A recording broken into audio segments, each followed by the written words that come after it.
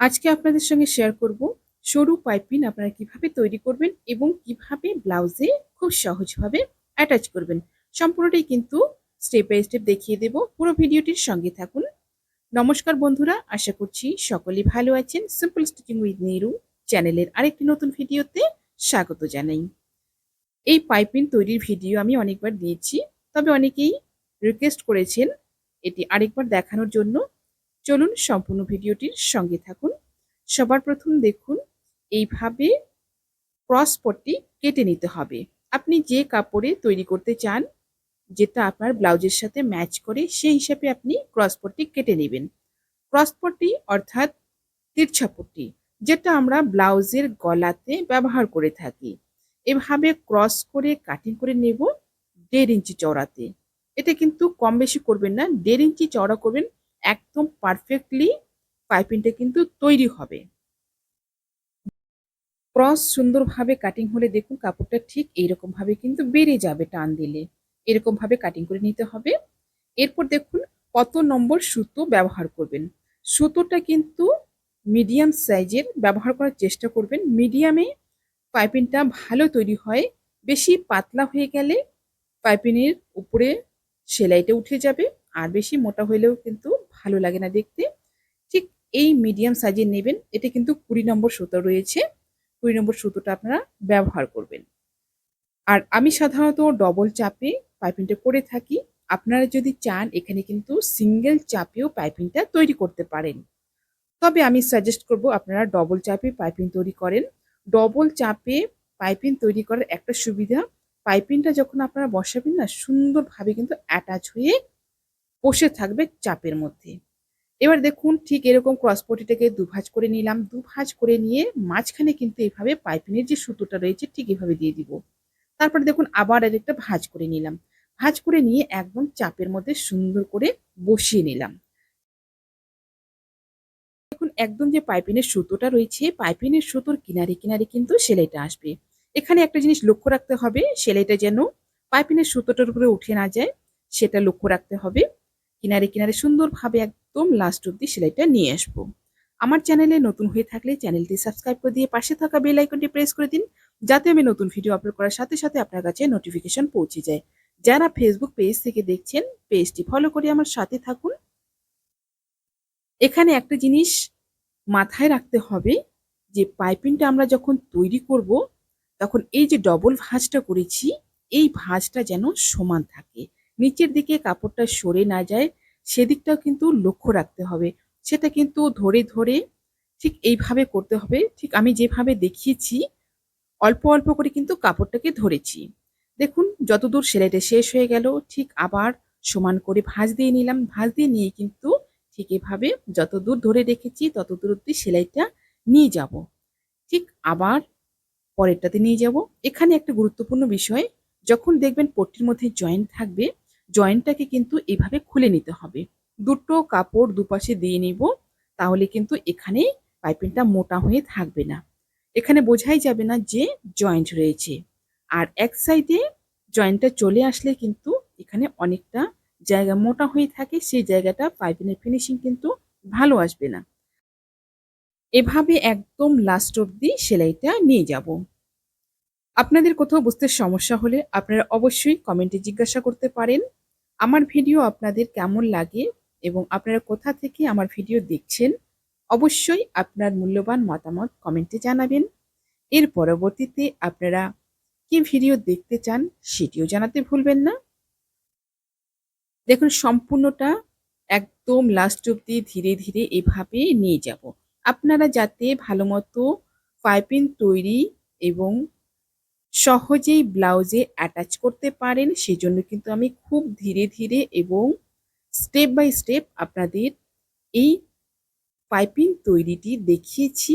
আপনারা কিন্তু একটু মনোযোগ দিয়ে যদি দেখেন, একবারই শিখে নিতে পারবেন। একদম লাস্ট অব্দি সেলাইটা নিয়ে আসলাম, সুন্দরভাবে আমার পাইপিংটা রেডি হয়ে গেল।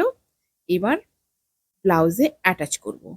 যারা ফেসবুক পেজ থেকে দেখছেন, আপনারা যদি এই ভিডিওটি পরবর্তীতে আবার দেখতে চান, টাইম লাইনে শেয়ার করে রাখুন। পরবর্তীতে ভিডিওটি দেখে দেখে আপনারা পাইপিংটি তৈরি করে নিতে পারবেন। সুন্দরভাবে ব্লাউজের ঠিক এভাবে ওপর দিকে করে বসাবো। এখানে একটা জিনিস দেখতে হবে, পাইপিনের দেখুন একটা দিক কাটা রয়েছে আর একটা দিক কিন্তু ফোল্ড রয়েছে। এই ফোল্ড দিকটা কিন্তু ওপরের দিকে থাকবে। এই জিনিসটা কিন্তু মাথায় রাখবেন।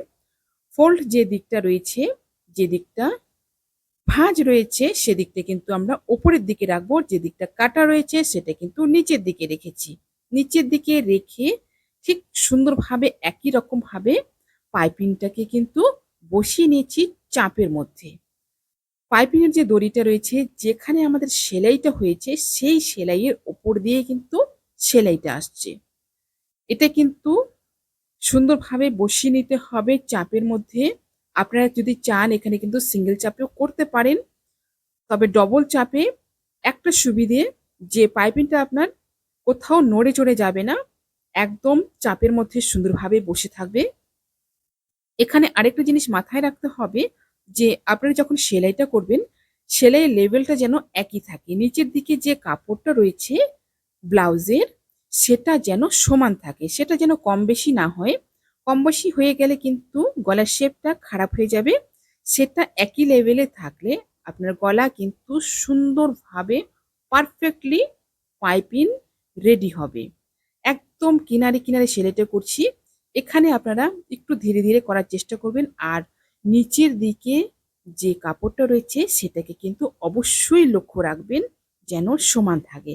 একদম লাস্ট অব্দি এভাবে নিয়ে চলে আসলাম। তারপর দেখুন ঠিক এভাবে খুলে নেব। খুলে নিয়ে 1/2 ইঞ্চি এক্সট্রা রেখে কিন্তু কাটিং করব। 1/2 ইঞ্চি এভাবে ঠিক এক্সট্রা রাখবো, এটা কিন্তু ফোল্ড হয়ে যাবে। আপনারা যদি চান এটা কিন্তু মেশিনেও সেলাই করতে পারেন। তবে আমি এটা হাতেই হেম করব। আপনারা হেম করার চেষ্টা করবেন। হেমটা কিন্তু ব্লাউজে খুব সুন্দর একটা ফিনিশিং দেয়। দেখুন এই যে 1/2 ইঞ্চি এক্সট্রা রেখেছি সেটা কিন্তু ভাঁজ দিয়ে নিচের দিকে নিয়ে নিলাম। নিচের দিকে নিয়ে এবার সুন্দরভাবে হেম করব। হেম আপনারা অনেকেই জানেন করতে। আর যারা জানেন না তারা দেখে নেবেন। ঠিক এভাবে ছোট্ট ছোট্ট করে কিন্তু হেমটা আমরা করব। আর এই জায়গাটায় কিন্তু একটা গিট দিয়ে নেব। অবশ্যই কিন্তু শুরুতে একটা গিট দিয়ে নেবেন আপনারা। গিটটা দেওয়ার ফলে কিন্তু টাইট হয়ে থাকবে সেলাইটা। সেলাইটা লুজ হবে না। সেলাইটা লুজ হলে কিন্তু ফিনিশিংটা ভালো আসে না। এভাবে ছোট্ট ছোট্ট করে কিন্তু সম্পূর্ণ গলাটাই আমি হেম করে নেব। আর হেমটা করার সময় একটা জিনিস মাথায় রাখতে হবে, আপনারা যে সুতোটা নেবেন সেই সুতোটা কিন্তু সিঙ্গেল থাকবে, সিঙ্গেল ভাঁজে। ডবল ভাঁজে অনেকে হেম করে থাকেন, তবে ডবল ভাঁজের ফিনিশিং কিন্তু ভালো আসে না। সিঙ্গেল ভাঁজে করবেন।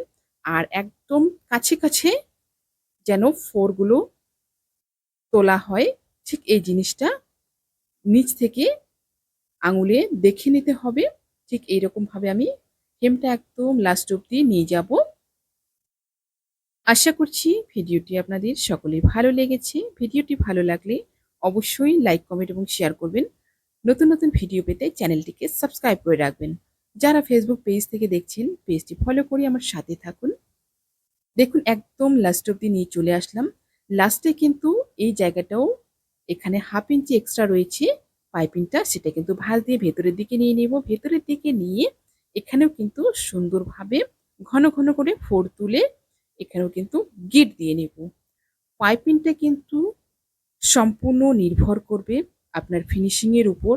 যত সুন্দর আপনি ফিনিশিং দিতে পারবেন তত সুন্দর কিন্তু আপনার লুক আসবে। দেখুন নিচের দিকেও কতটা পরিষ্কার পাইপিংটা রয়েছে এবং ওপর দিকটাও কিন্তু ফিনিশিং এর সাথেই আমার পাইপিংটা তৈরি হয়েছে। কোথাও কিন্তু কোনো জায়গায় কম বেশি নেই। একদম অ্যাকুরেট পাইপিং লাস্ট অব্দি কিন্তু তৈরি হয়েছে। কোনো জায়গায় কিন্তু ফুলে নেই অথবা পাইপিং মোটা হয়ে নেই। দেখুন আপনারা কিন্তু এভাবে চেষ্টা করলে অবশ্যই সুন্দর একটা ব্লাউজের পাইপিংয়ের ফিনিশিং আনতে পারবেন। সবাই ভালো থাকবেন, সুস্থ থাকবেন। আজকে এই পর্যন্তই। দেখা হচ্ছে পরবর্তী আরেকটি নতুন ভিডিওর সাথে।